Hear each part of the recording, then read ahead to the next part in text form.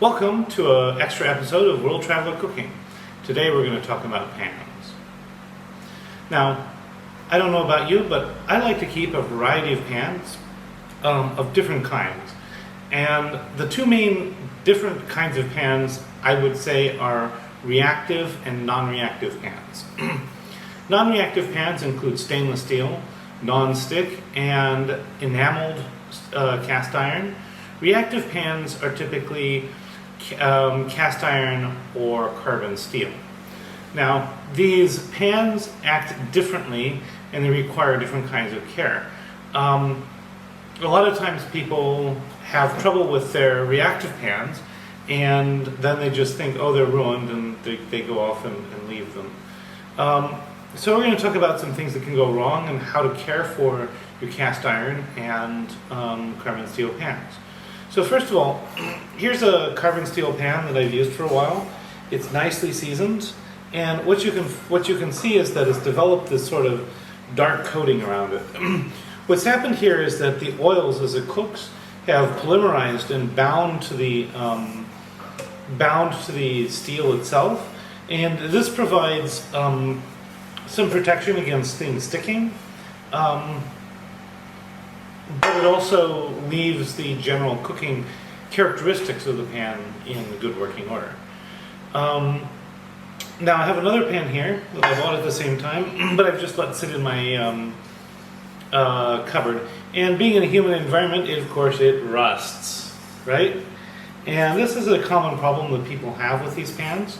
Fortunately, the rust is fairly easy to deal with, and we're going to talk about how to do that. And finally, I want to show you this. This is a cast iron wok, and it too has rusted, largely because the seasoning was damaged, and then it was set back in the cupboard and so forth. So we're going to talk about how to prevent the rust and also how to deal with it when it occurs. Now, the key point here is that if you properly care for your pans, they will last you a lifetime, and they will improve in their cooking performance over time. If you poorly care for your pans, they will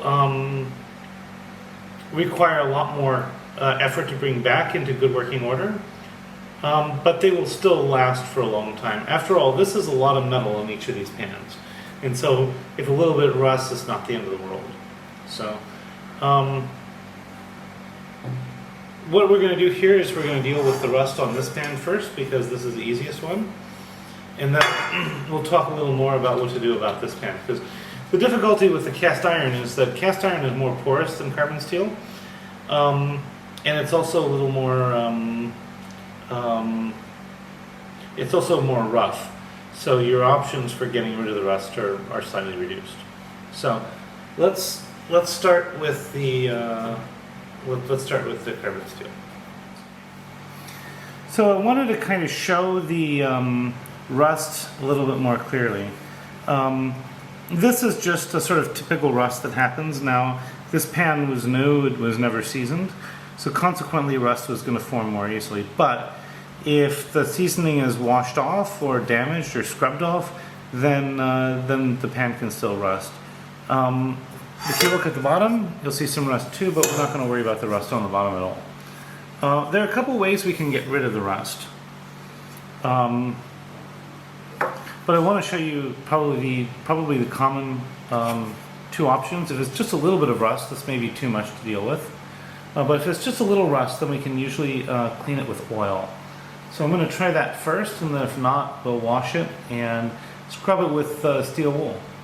So let's go ahead and try the oil method first. Now again, this method works best if it's just a little rust. This is maybe too much rust for this. I'm going to take a little bit of cooking oil, and it should be cooking oil of some sort. You can use olive oil. You could even use an animal fat, I think. But we're just going to take a little bit of cooking oil, and we're going to rub it around the pan and see how much of this rust we can take off. And you're going to note that most of the rust, in fact, comes off. You're going to find that there are a few areas that, because the rust corrodes a little bit, but you see, it's basically the rust is coming off here. Now, you can leave those corroded spots. It's not going to be so bad. It, in fact, would provide a little bit of a better spot for the seasoning to start forming. But you don't have to do that. You can also then just take some steel wool. But the key thing here is to note that any of the free rust is actually going to come up.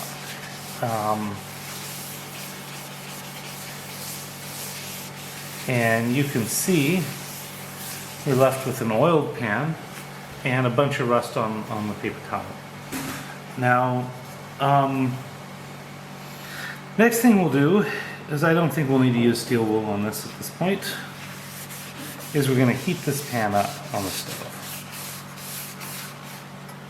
So I'm going to just clean this off a little more, then we'll heat it up.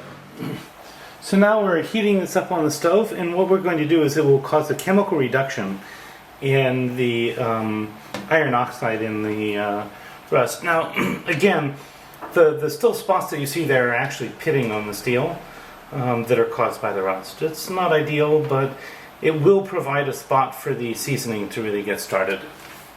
So it's not something to worry about too much. But we'll get this up nice and really hot, and then we will wipe it again and oil it with whatever kind of oil we prefer to oil them with. And what you're going to find here is that it's really important to keep your pans oiled, because they're not going to rust if they're oiled, and they will season more quickly if you heat them initially with some oil and then you add cold oil once they're hot. So I'm going to let this continue to heat up until it's nice and really hot, and then I'll take it off the heat. But what you will notice is that the color of the pitting changes from it'll lose any sort of orange color to it, and the pitting will become quite black. That happens because the chemical composition of the iron oxide changes slightly. And now the pan is slightly smoking, so we're going to take it off the heat, and I'm going to wipe it again, and we'll be done with this one. So now you can see that that we've gone from this sort of yellow rust to this almost blue-black pitting. That's fine. Now we can just use the pan normally, and it will season over time. Again, just keep it oiled, and we will go ahead and go into the cast iron now. Now, sorry. Now this cast iron is pretty badly rusted, so we're going to start with the same approach. Take a little bit of vegetable oil, pour it into the bottom, and see how much of this we can just rub out. We'll probably be able to rub most of it out.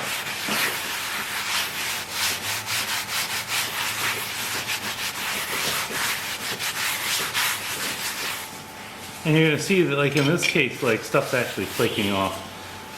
That's because the rust got underneath the seasoning, and what you're seeing is the rust and seasoning flaking off. But you're going to notice, like, this just cleans up marvelously. So for rust, all you really need to do is to oil and rub. And I think that's something that a lot of people have kind of lost an understanding of over time. And once this is all done, I'm also going to heat it up, same stove, and but I'm not going to bring it back to this because I don't have a good place to put it. So here we have this. I'm just going to heat it up again, and then I will re-oil this one because it's more porous. So you can already see now that this is looking much better, and in a couple minutes, as this is getting really hot, I'm going to go ahead and start oiling it. In fact, I'll probably do that now. So I've added some beef suet. Now if you're going to do this on a hot pan, make sure that you're gentle about it, and that you have enough, that you don't have so much oil that it's going to soak through your paper towel, because then you'll get burned. So be a little careful with the safety bits there, and just make sure that you get a nice even coat of oil. And you're going to find that a lot of rust still keeps coming up. You can repeat this process a few times if you want, but it's not necessary. The rust is relatively harmless dietary wise. It'll give you some extra iron in your diet, and that's about it. Now finally, I want to show you why these pans are so great. So I'm actually going to fry just a couple eggs. I'm going to do it in beef suet because I like that, but you could do it in butter or something else. I'm just going to show you how awesome these pans are. Now this pan cost me like, I think it was like €8. So these are cheap pans, but they're really versatile, they last a lifetime, and they're amazing to cook with. So I strongly recommend getting a couple of carbon steel frying pans. They actually, in my view, outperform cast iron significantly. So once our pan's hot, and it's really important to wait until it's hot, I'm just going to take some beef suet or beef tallow and melt it into the pan. Then I'm going to crack my eggs once that's nicely spread around.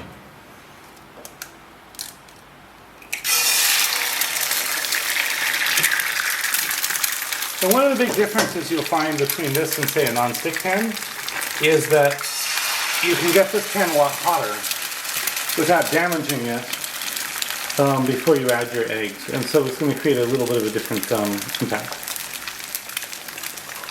Anyway, a little bit of salt,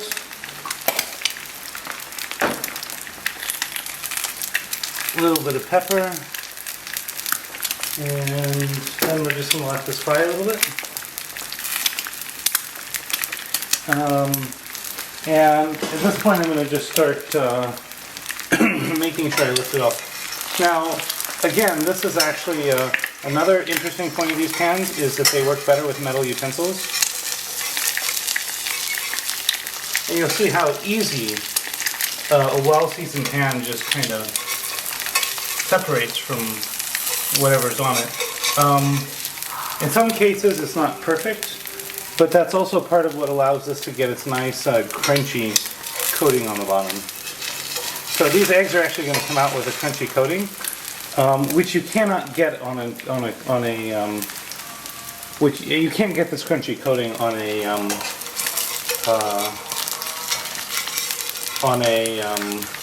non-stick pan, for example. You see that nice coating on the bottom?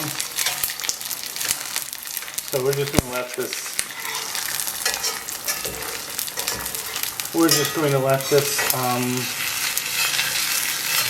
cook a little bit, and then once we take them off, I'll put them on a plate and I'll show you how to wash this pan because that's important.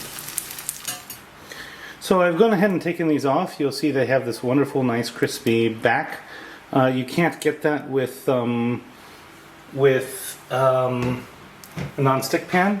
And one notice here is that, like this little area here where the seasoning's not as strong, that's where the egg stuck just a little bit. So that's another indication that the more you use these pans, the better, in fact, they'll perform.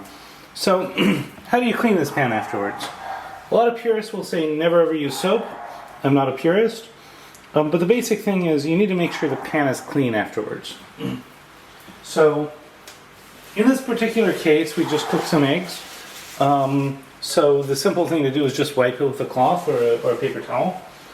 And that'll keep the pan oiled, but it will also it'll also keep it clean of food particles, right? You need to make sure that you have all the food particles out. And so here, if this pan is clean, we're good. You don't have to worry about getting all of the oil out, but you should try to make sure that the oil is nicely spread around in a smooth coating. And if it's not really adhering to all the pan, you might need to add a little more oil. Here it looks like I could add just a tiny bit more, so I'm going to do that.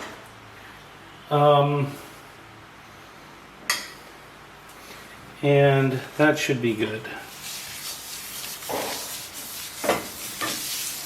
Now, note that if you can't get all the food particles out this way, then you may need to wash it with soap and water.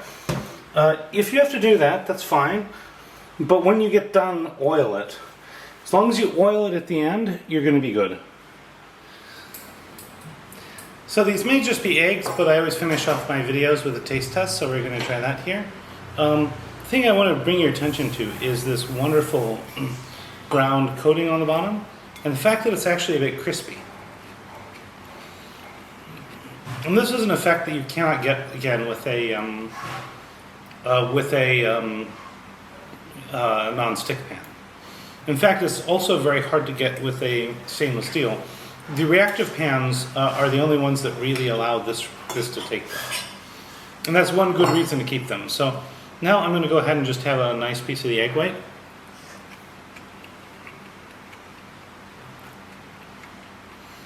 And this is actually like really delightful. You get the crispiness on the bottom, you know, the sort of salty softness elsewhere. It's actually really nice. Then I'm just going to try a piece of the yolk.